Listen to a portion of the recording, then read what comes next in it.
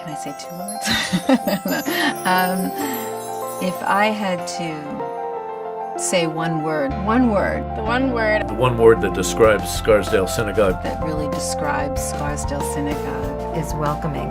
Welcoming. It is belonging. It's togetherness. It would be connection. To me is inclusive.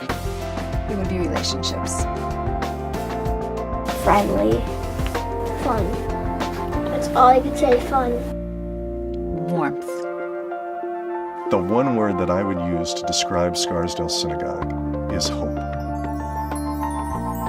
We envision a better, stronger, more meaningful Westchester community that we can be a part of, and it's all centered around the notion of hope, that we believe that we can take whatever is right now, however wonderful that is, and transform it into something better. And that's the hope of the future. The synagogue is home.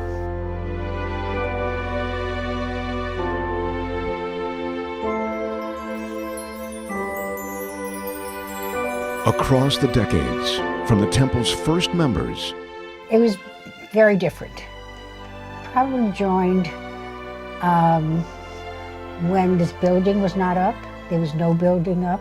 We had services at the Congregational Church.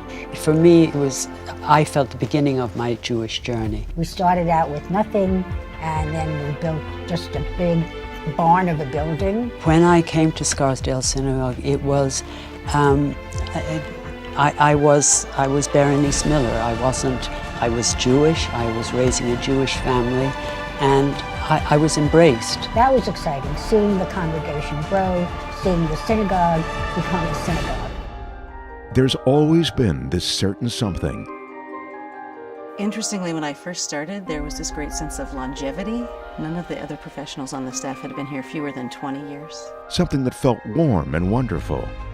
We loved the approach of the synagogue. I really bonded with the clergy, and it just seemed right. Scarsdale Synagogue was formed in 1961 with just a few families, humble beginnings, and big dreams. And it grew. Families joined. Buildings were built. Clergy made long-term and meaningful commitments, and a full-service institution emerged focused on Jewish learning for all ages. I have 3 grandchildren here, and I'm very proud of that because we now have 3 generations of Millers in the congregation. And a sacred community formed where Westchester Reformed Jews could mark their most important life moments.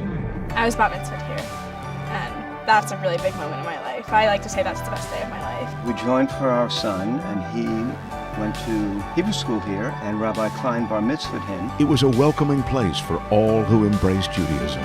I was raised Jewish. My husband is not Jewish, and we have chosen to raise our 2 children Jewish in the synagogue. And it was a place committed to good works. I now am co-manager of the Interfaith Food Bank that we are very proud of. We're in our 10th year. And through all the growth, and as the years passed, that amazing familial, joyful, and comfortable feeling endured. Everyone who has come and joined has had the same thing to say. This is a very welcoming place.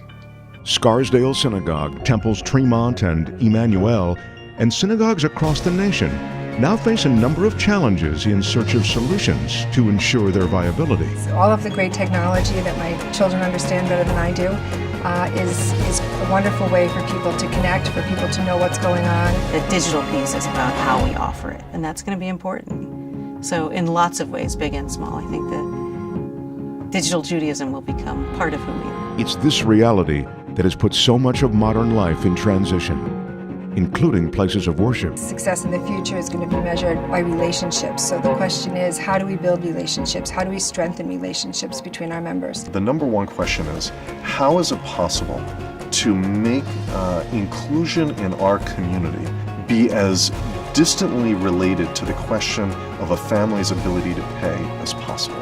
How can we make that barrier to Jewish life disappear? Right? Up until now, the way that we've thought about synagogues and how they function economically is that on some level, families have to pay to pray. And that's not unique to Scarsdale Synagogue. That's almost every American synagogue. And not only is there something that's ethically tainted about that, right? We're a house of worship. Everybody should be welcome here, no matter what. Everybody should be welcome, no matter how much they're able to pay, no matter how much money they have in their bank account. And how do we get to a place where we can be that institution and also have the resources that are necessary, obviously, for the synagogue to run and do all the things that we want and dream that it can do? That's a great question. All who contemplate its future agree that that certain something, which has defined it from its earliest days, must be a part of its future. That's what sets us apart. We are truly a community of individuals who come together to be part of something that's greater than themselves.